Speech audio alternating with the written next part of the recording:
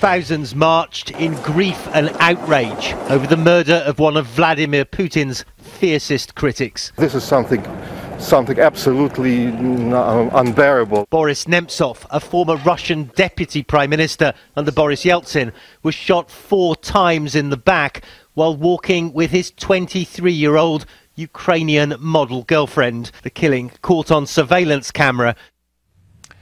Our guest is a Moscow-based defense analyst and Russian journalist, most known for his publications critical of Russia's political and military leadership. He too may fear for his life under this regime. Let's welcome Pavel Felgenhauer to MidPoint. Pavel, thank you so much for joining us. Thank you. Pavel, how can you update us there further with what has gone on today? We understand that the president himself has called for investigations, but then again, those in the Western world are listening and they really don't think he's going to do much of any real evidence gathering. Well, right now it's not really clear. I believe that there's going to be an investigation. The problem is, will the findings be actually published, and to what extent? I would believe that Putin is most likely rather angry with this whole affair, because it seems most likely that there are rogue elements in the Russian security services and police force that could have been behind this killing without Putin's personal okay. And that's a real challenge to his authority, and most likely he would want to get to the bottom of that story. Is it fair to say that there really was no reason for Putin to have Nemtsov assassinated? Well, I don't know for sure, of course. This is all assumptions at this stage. But this is not really in Putin's kind of modus operandi. And the reaction of the Kremlin was really rather angry about it. In other cases, when maybe there was some tacit understanding that someone should be eliminated, say, like with the Ruslan Yamadayev, who was shot dead, and a 3-star Russian general seriously wounded in the same car some years ago in central Moscow, there was no real investigation. So he was a hero of Russia, but he was a kind of another warlord who had problems with another Chechen warlord, and it was a decision made that this is a Chechen problem, and it's okay.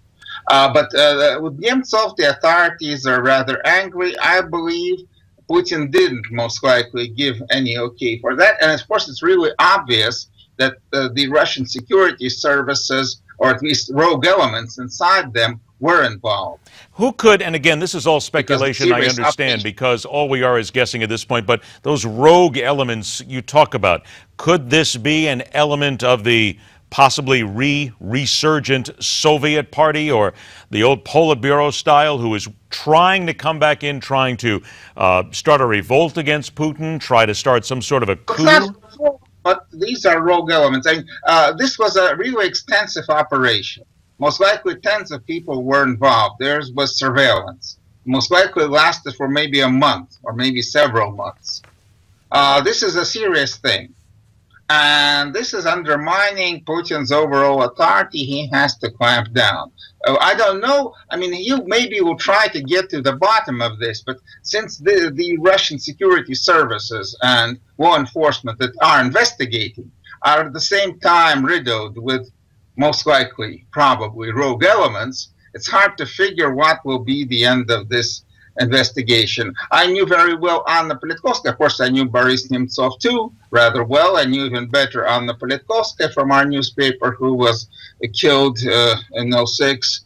And there was an investigation, but when it turned out that it leads to Chechnya, then it was kind of terminated. Only the actual assassins and their immediate handlers were put to trial, not the organizers. So though most likely there is an investigation right now, we're not assured at all that the findings will be ever made public. All right, I'm going to ask you to please stand by for a couple of minutes because we're going to follow up with a few more questions here.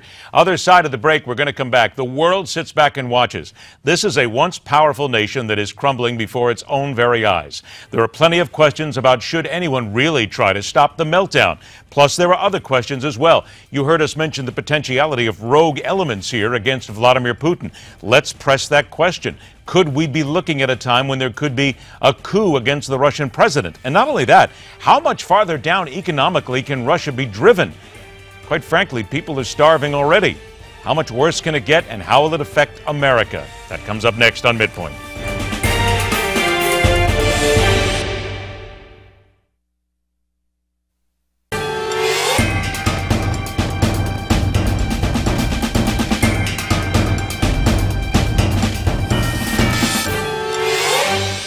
Let's get back to work. We're joined by Russian journalist and leading independent military analyst and commentator Pavel Felgenhauer joins us. Pavel, let me just get back very quickly to something that we touched on briefly in the last segment with these rogue elements.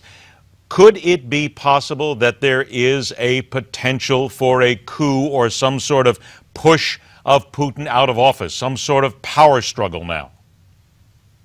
Well, there are divides in the Russian elite increasingly, and most likely in the so-called power structures or security military structures, because, well, the situation of the country is getting from bad to worse.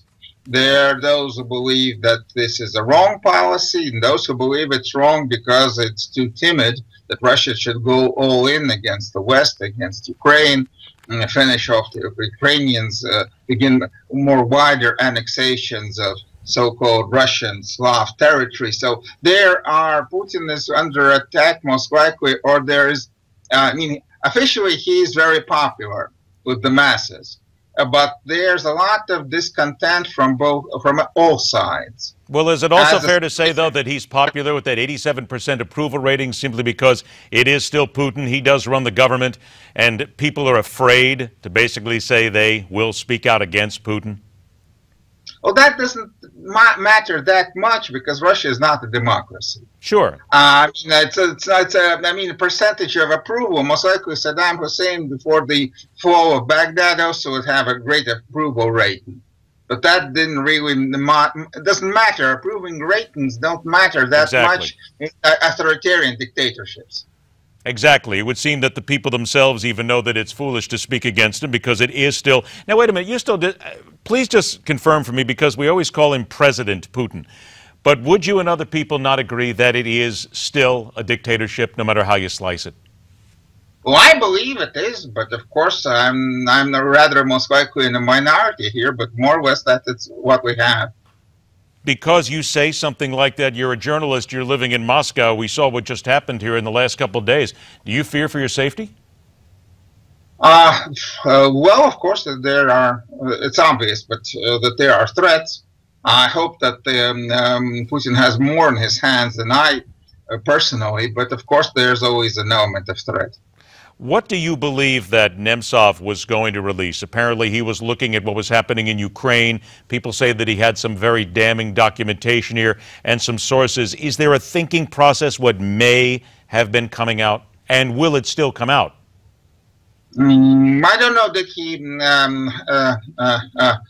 back up copies of his report on Ukraine. I hope he did. And maybe it will come out eventually. Apparently it was already almost all prepared. But I'm not so sure that that was really the reason, that report. There have been lots of reports. My newspaper has just published actual factual data, I mean interviews with Russian soldiers who were badly wounded fighting right now in the Donbass and Debaltseve. And I mean, there's so much reports. I mean, another report most likely would not really rock the situation that much. So you're not buying this whole excuse that you're not buying the excuse that Nemtsov was killed because of his Ukrainian information, are you? No, I mean he was killed most likely because of Ukraine, but not to just stop him publishing another report.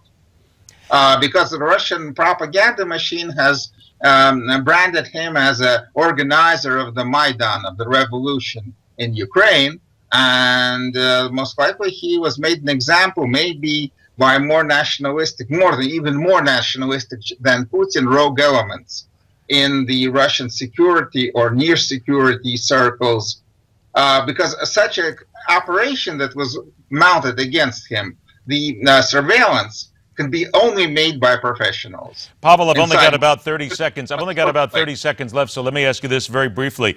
With the economic situation so dire in Russia, do you think you're heading towards revolt?